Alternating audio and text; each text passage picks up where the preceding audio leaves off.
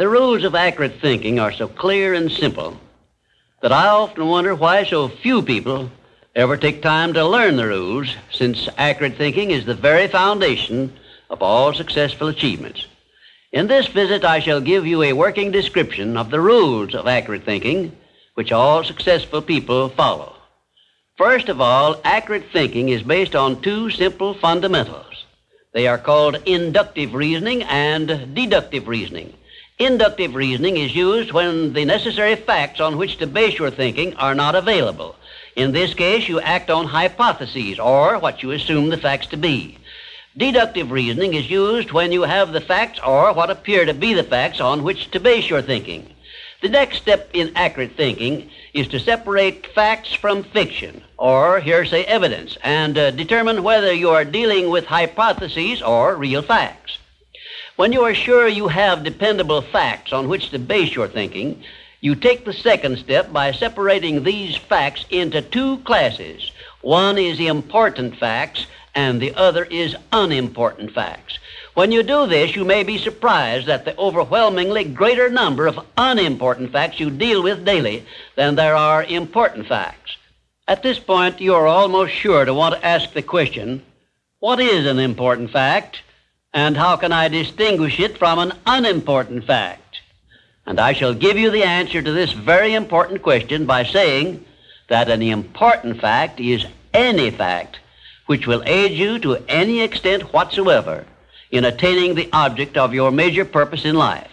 And all other facts, as far as you are concerned, are unimportant, and you should waste no time with them. After this visit is over, you can employ the next hour to a great benefit to yourself if you will set down on paper a list of all the facts you dealt with yesterday, separating them into two classes, important and unimportant. As a matter of fact, you will make a profound discovery regarding accurate thinking if you follow the habit of daily taking inventory of all the facts that claimed your attention during the day, putting them down on paper in two separate columns, one labeled important facts and the other labeled unimportant facts. Now let us turn our attention to the subject of opinions and see to what extent loose, unsound opinions are mistaken for accurate thinking. To start with, let us recognize the truth that most opinions are without value because they are based on bias, prejudice, intolerance, guesswork, hearsay evidence, and out-and-out ignorance. These are harsh words I'm using, and they represent the source of most of the tragedies of life which people meet with unnecessarily. And I would say that of all the tragedies which cause misery and failure, none is more merciless or destructive than those which grow out of the indifference of people who make no attempt to learn how to think accurately. I shall never forget an experience I had with President Woodrow Wilson while I was working for him during World War I. I asked the president what effect he believed World War I would have on civilization, and his reply was brief, but it was a masterpiece which you should remember as long as you live. "I cannot answer your question," said the president, "because I have no facts on which to base an opinion."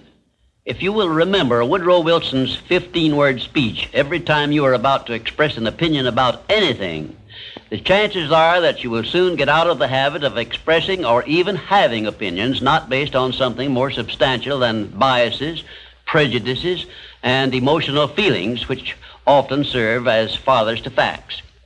You will learn, if you observe carefully, that the more successful a person is, the less he is inclined to express wild, unjustified opinions about anything.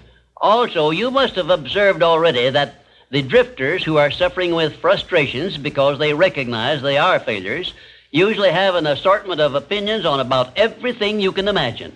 When I hear someone expressing a definite opinion about something of which I have definite reason to believe he knows little or nothing, I think of an experience I had when I stopped a Quaker on the streets of Philadelphia and asked him the time of day.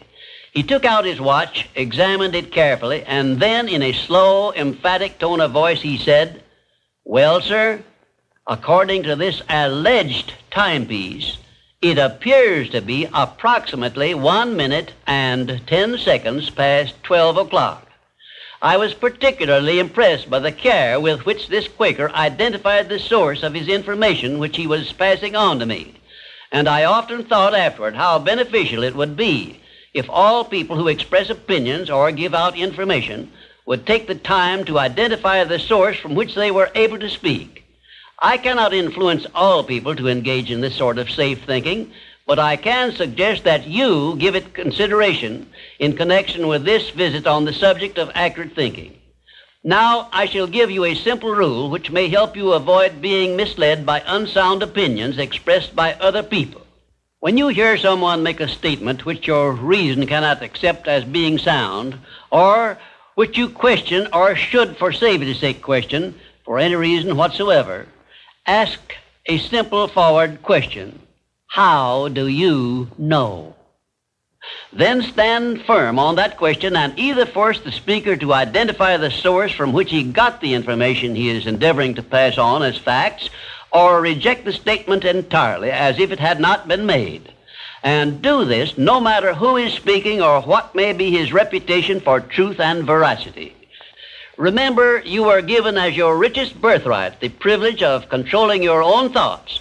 Therefore, treat this divine gift with the profound respect to which it is entitled, and do not allow anyone to do your thinking for you or to influence your thinking in any manner whatsoever, except by the rules of accurate thinking I am passing on to you. Follow this procedure regardless of what people think or say about your method of thinking. If they wish to call you a cynic or a doubting Thomas, let that be their misfortune. But for your own good, go right on thinking by rules which will save you from many mistakes and tragedies throughout your life. Now I will give you 7 rules to follow, which, if you memorize them and follow them as a daily habit, may bring you top rating as an accurate thinker. 1. Never accept the opinions of other people as being facts until you have learned the source of those opinions and satisfied yourself of their accuracy. 2. Remember that free advice, no matter from whom it is received, will bear the closest of examination before it is acted upon as safe. And generally speaking, this sort of advice is worth exactly what it costs. 3. Alert yourself immediately when you hear anyone speaking of others in a discourteous or slanderous spirit, because this very fact should put you on notice that what you are hearing is biased, to say the very least about it, and it may be out-and-out misstatement. 4. In asking others for information, do not disclose to them what you wish the information to be, because most people have the bad habit of trying to please under such circumstances. Well-measured, tactful questions can be of great benefit to you in thinking accurately. 5. Remember that anything which exists anywhere throughout the universe is capable of proof, and where no such proof is available, it is safer to assume nothing exists. 6.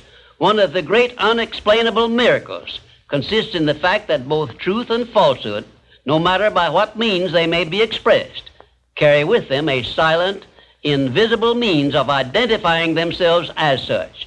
Therefore, remember this truth and begin developing the necessary intuitive faculty to enable you to sense what is false and what is true.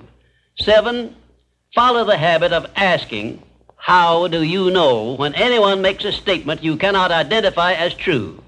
Follow this habit faithfully, and you will see many persons squirm and turn red in the face when you insist upon a direct reply. The most accurate thinkers are the scientists. They investigate with open minds and never allow their wishes to become the fathers of facts, but deal with each fact as it is, not as they would like it to be. Now, one final word of warning I feel I should leave with you.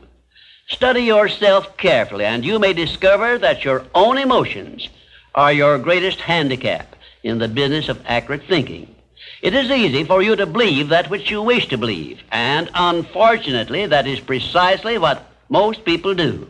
This is a method by which many people condemn themselves to eternal failure and defeat, and it is a method which opens wide that sealed envelope which contains the list of penalties they must pay for neglecting to take possession of their minds and use them for constructive ends beneficial to themselves. And now, until our next visit, may I say goodbye.